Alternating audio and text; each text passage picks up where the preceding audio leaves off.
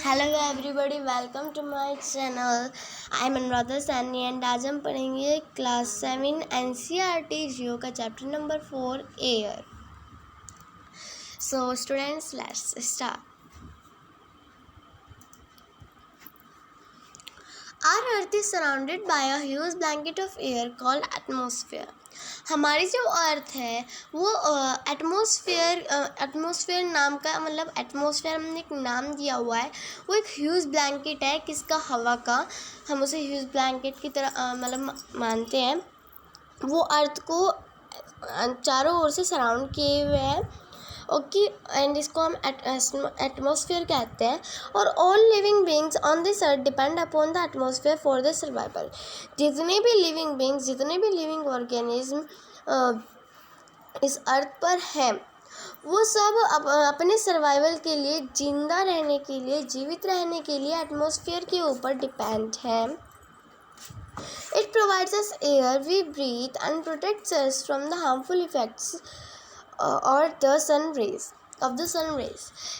जो हम air inhale करते हैं, जो हम हवा ऑक्सीजन इनहेल करते हैं, वो भी हमें एटमॉस्फेयर के द्वारा, ये एटमॉस्फेयर के कारण ही हमें वो एटमॉस्फेयर ही प्रोवाइड कराता है।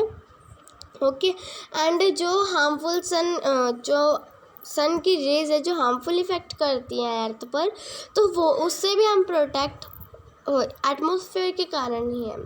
और इस ब्लैंकेट प्रोटेक्शन की अगर ना हो तो हम ड्यूरिंग डे, दिन के समय जब सूरज आएगा तो हम बेक्ड हो जाएंगे, and during night we get frozen, हम फ्रोज हो जाएंगे, जम जाएंगे। ओके, सो इसके कारण, जो एटमॉस्फेयर है, इसी के कारण अर्थ का जो टेम्परेचर है वो ऐसा हुआ है कि जिस पर लाइफ पॉसिबल है, जिस पर जो लिवेबल है, जीवन के योग्य है, केवल इसी के कारण है। ओके, एंड इधर साइड में एक छोटा सा टॉपिक दिया हुआ है, डू यू नो। इसे भी एक बार पढ़ लेते हैं। ये डू यू नो वाला जो भी ये टॉपिक होता है, ये बहुत ज़्यादा इम्पोर्टेंट होता है। और आपको मैं एक सजेशन देती हूँ कि आप इसको हर बार जब भी चैप्टर में आता है तो इसको ज़रूर से ज़रूर रीड किया करें। Okay, so let's start. Carbon dioxide released in the atmosphere creates a greenhouse effect by trapping the heat radiated from the earth. It is therefore called a greenhouse gas. वही जो कार्बन डाइऑक्साइड है, इसका similarly अगर हम देखें तो इसके 2 uses अभी तक आपने और मैंने पढ़े हैं। एक तो इसका यूज़ है कि जो प्लांट कार्बन डाइऑक्साइड से ही अपना फूड बना पाते हैं, और उनका फूड बन रहा है तो ऑक्सीजन रिलीज़ हो रही है और उससे हम लिविंग है। तो एक तो कार्बन डाइऑक्साइड इसलिए हमारे लिए इम्पोर्टेंट है। और एक अब आप पढ़ेंगे कि कार्बन डाइऑक्साइड जो होती है ना, वो सन से मिलने वाली रेज़ को ट्रैप कर लेती है। इसलिए ये एक ग्रीन हाउस इफेक्ट क्रिएट करती है, ग्रीन हाउस इफेक्ट ही बनाती है, और इसी कारण इसको हम कहते हैं green house gas. Carbon dioxide को हम क्या कह सकते हैं? Green house gas. और without it the earth would have been too cold to live in. However, when its level in the atmosphere increases due to factory smoke or car fumes, the heat retained increases the temperature of the earth. This is called global warming. देखिए, तो मैंने बताया कि अगर green house gas नहीं होगी, carbon dioxide नहीं होगी, तो जो हमारी अर्थ है वो टू कोल्ड हो जाएगी। टू कोल्ड इसलिए हो जाएगी क्योंकि जब सनरेज हमारी ट्रैप ही नहीं हो रही, सनरेज अर्थ तक आएंगी तो पर ट्रैप तो होंगी नहीं, रिफ्लेक्ट हो जाएंगी। तो दैट्स वाई फिर हमारी जो अर्थ है वो कोल्ड हो जाएगी। ओके, और जो एटमॉस्फेयर का लेवल है वो किसके कारण इंक्रीज़ हो रहा है? क्योंकि जो कार्बन डाइऑक्साइड के कारण इंक्रीज़ हो रहा है। पर कार्बन डाइऑक्साइड कैसे इंक्रीज़ हो रही है? तो हम फैक्ट्री स्मोक के कारण, ये सब ह्यूमन के कारण ही हो रहा है। एक बात करें, फैक्ट्री स्मोक के कारण हो रहा है, कार फ्यूम्स जो हमारे कार के फ्यूम्स होते हैं उनमें कार्बन डाइऑक्साइड होती है, और यही हीट हमारे टेम्परेचर अर्थ को जो हमारा ये रिटेन हो जाती है और इंक्रीज करती है अर्थ के टेम्परेचर को, और इसी को ही हम ग्लोबल वार्मिंग कहते हैं। Okay, this rise in temperature causes the snow coldest parts of the world to melt।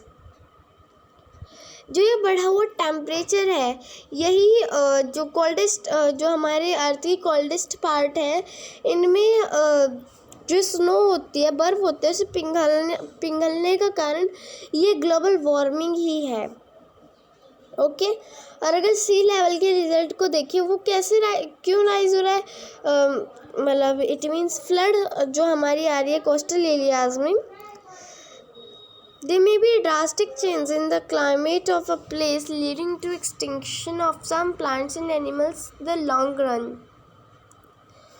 So हम सिंपल कह सकते हैं कि जो कार्बन डाइऑक्साइड है, इसके कारण ये जो ह्यूमन ग्लोबल वार्मिंग कर रहे हैं, फैक्ट्री स्मोक, कार फ्यूम्स, इसके कारण ही हमारा टेम्परेचर जो अर्थ का टेम्परेचर है वो इंक्रीज़ हो रहा है, एंड यही सब ग्लोबल वार्मिंग कहलाता है। Now and next topic comes composition of the atmosphere. चलिए देखते हैं कंपोजिशन ऑफ द एटमॉस्फेयर को भी। अच्छा, एक क्वेश्चन मैं सबसे पहले आपसे पूछना चाहूँगी। आपको पता है कि जब हम इनहेल करते हैं तो आपको वो क्या लगता है कि हम बहुत सारी गैसेस को इनहेल करते हैं, या फिर केवल हम प्योर ऑक्सीजन O2 को ही प्योर हम इसको इनहेल करते हैं? जल्दी से मुझे कमेंट बॉक्स में आपको बताना है इसका आंसर। ओके, मैं आपको इसका आंसर बाद में बताऊंगी। चलिए स्टार्ट करते हैं reading. Nitrogen and oxygen are two gases which make up the bulk of the atmosphere. यानी कि जो नाइट्रोजन, एक तो नाइट्रोजन और एक ऑक्सीजन, ये दोनों जो गैसेस होती हैं, यही हमारी अर्थ का जो है बल्क बनाती हैं। अभी बल्क क्या होता है? बल्क मीन्स अधिकांश। इट मीन्स जो अधिकांश की अगर मैं बात करूँ, जो नाइट्रोजन जो हमारा एटमॉस्फेयर है, ज़्यादा जिसमें गैसेज हैं, यानी कि जिसका ज़्यादा अंश है, जिसका ज़्यादा पार्ट है, वो है नाइट्रोजन और ऑक्सीजन। ये टू गैसेज सबसे ज़्यादा हैं।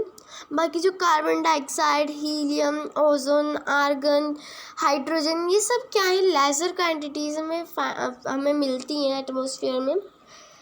और इन्हीं गैसेज के अलावा जो हमारे जो एयर में, हवा में टीनी डस्ट पार्टिकल्स भी प्रेजेंट है, यानी कि हमारी एयर में छोटे छोटे डस्ट पार्टिकल्स भी पाए जाते हैं। इधर साइड में एक पाई चार्ट दिया हुआ है, ये इसमें देखिए बताया हुआ है। देखो, नाइट्रोजन 78% है और हमारा ऑक्सीजन 21% है, और सबसे ज़्यादा यही है। और इन दोनों में बात करें तो नाइट्रोजन सबसे ज़्यादा है। ठीक है, ये दोनों ही ज़्यादा है। बाकी आर्गन हमारी 0.93% है, कार्बन हमारे 0.03% है, ऑल अदर गैसेज हमारे 0.04%। और ऑल अदर गैसेज में हमारी जो टीनी डस्ट पार्टिकल्स हैं, ये भी इंक्लूड हुए हुए हैं। ओके, तो ये सब हमारा जो था कंपोजिशन ऑफ द अर्थ था। अभी हम पढ़ेंगे नाइट्रोजन के बारे में। नाइट्रोजन क्या है? मोस्ट प्लेंटिफुल गैस है, यानी कि मोस्ट इम्पोर्टेंट गैस है, हवा की एक मोस्ट इम्पोर्टेंट गैस है। जब भी हम इनहेल करते हैं तो हम कुछ अमाउंट नाइट्रोजन की भी इनहेल करते हैं, और वो लंग से होती हुई वापस एक्सहेल हो जाती है। तो यहीं से आपको अपने क्वेश्चन का आंसर मिल गया होगा। जो मैंने कहा था मैं आपको बाद में बताऊंगी कि हम जब इनहेल करते हैं, हम क्या इनहेल करते हैं, मिक्सचर ऑफ गैसेस या ओनली प्योर O2। तो शायद आपको अपना आंसर पता ही लग गया होगा, हम मिक्सचर ऑफ गैसेस इनहेल करते हैं। ओके, एंड ये जो प्लांट्स को भी नाइट्रोजन की नीड होती है सर्वाइवल के लिए। ओके, प्लांट्स को भी हमारी नीड होती है सर्वाइवल के लिए। देखिए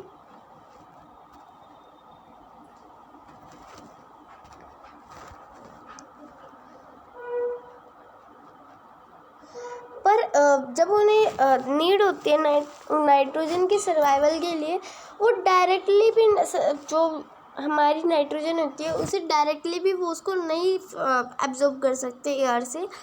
एक बैक्टीरिया की हेल्प से वो उसको एब्जॉर्ब करते हैं। बैक्टीरिया का नाम मैं बता रही हूँ आपको, रिजोबियम बैक्टीरिया होता है।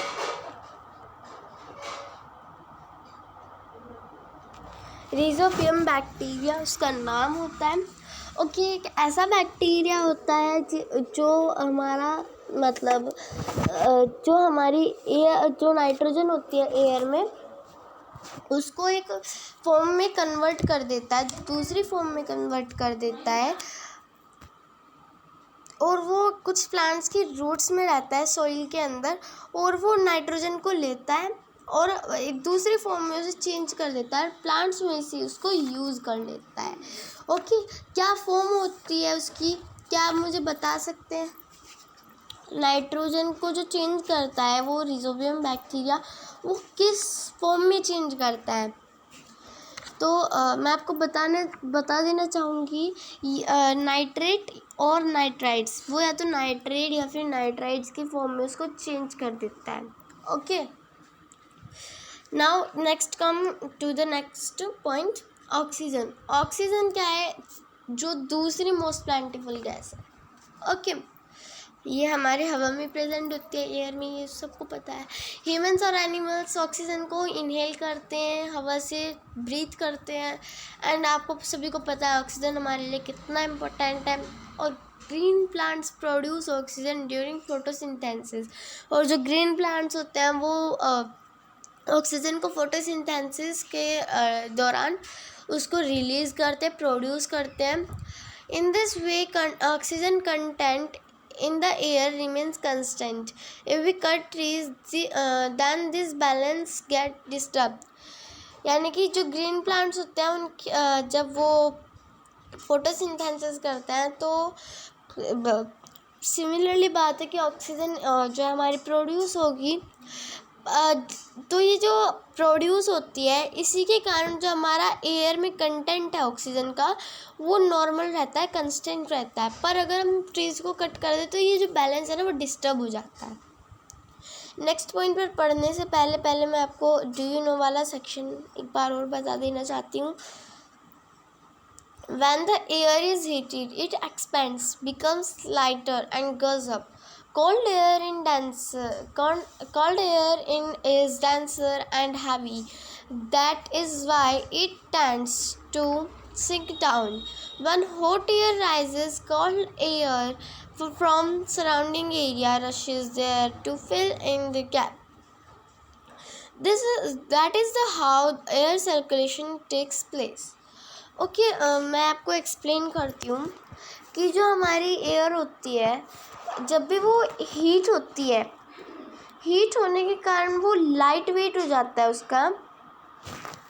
ओके, हीट होने के कारण उसका लाइट वेट हो जाता है और वो ऊपर चली जाती है, और ऊपर वो जाती है तो वहाँ से कंडेंस होती है, रेन की फॉर्म में नीचे आ जाती है। वो तो बाद की बात है, पर अभी आपको नॉर्मली ये समझना है, जो हमारी जब एयर हीट हो जाती है वो ऊपर चली जाती है और वहाँ पर जो स्पेस लेफ्ट रहता है वहाँ पे जो कोल्ड एयर होती है वो रश कर देती है और सारा एरिया एक्सपेंड कर लेती है, और वो भी हीट होगी, वो भी ऊपर चली जाएगी, और जो कोल्ड एयर होगी फिर वहाँ पर टेक्स प्लेस। ओके, तो जहाँ पर भी हैवी एयर की बात की जाएगी तो वहाँ पर कोल्ड एयर होगी। ओके, एंड जहाँ पर लाइट एयर की बात की जाएगी तो वहाँ पर हॉट एयर होगी। ओके, और हॉट एयर ऊपर की ओर जाती है क्योंकि उसका वेट जो है लाइट हो जाता है, दैट्स वाई वो ऊपर की ओर जाती है। ओके, ये भी हमारा जो पॉइंट है ये इम्पोर्टेंट है, मैंने आपको पहले भी कहा था ये ड्यूनो वाला सेक्शन बहुत ज़्यादा इम्पोर्टेंट होता है, इसको पढ़ना ज़रूरी है, इसमें से मोस्ट ऑफ द क्वेश्चंस हमारे बनते हैं। Now next topic is carbon dioxide is another important gas. ये एक अनदर इम्पोर्टेंट गैस है। Green plants use carbon dioxide, ये मैं आपको पहले ही बता चुकी हूँ पॉइंट कि जो ग्रीन प्लांट्स है वो कार्बन डाइऑक्साइड को यूज़ करते हैं अपना फूड बनाने के लिए और ऑक्सीजन को रिलीज़ करते हैं, और फिर ऑक्सीजन वाला यही पॉइंट है। तो ह्यूमन और एनिमल जो है कार्बन डाइऑक्साइड को रिलीज़ करते हैं, और जो अमाउंट कार्बन डाइऑक्साइड का रिलीज़ होता है ह्यूमन्स और एनिमल्स के कारण, तो ये जो हमारा प्लांट्स उसको यूज़ कर लेते हैं, तो एक परफेक्ट बैलेंस बनाए रखता है। ओके, पर बैलेंस से जो है अपसेट हो रहा है, यानी कि डिस्टर्ब हो जाता है जब burning of fuels such as coal and oil they add billions of tons of carbon dioxide into the atmosphere each year. देखिए, अभी हम फ्यूल्स को भी बर्न करते हैं, जैसे कोयल है, ऑयल है, सॉरी कॉयल है जैसे कि, और ऑयल है, इनको हम बर्न करते हैं, और कार फ्यूम्स के कारण और फैक्ट्रीज़ में जो हम करते हैं तो उससे भी कार्बन डाइऑक्साइड हमारी रिलीज़ होती है, और इसके कारण एक ईयर में लगभग billions of ton carbon dioxide हमारी ऐड हो जाती है। और इसका रिजल्ट क्या है? इसका रिजल्ट ग्लोबल वार्मिंग है, और increase the volume of carbon dioxide is affecting the earth's weather and climate. ये क्या इफेक्ट कर रही है? अर्थ के वेदर को और क्लाइमेट को। ये बहुत ज़्यादा इम्पोर्टेंट थिंग है।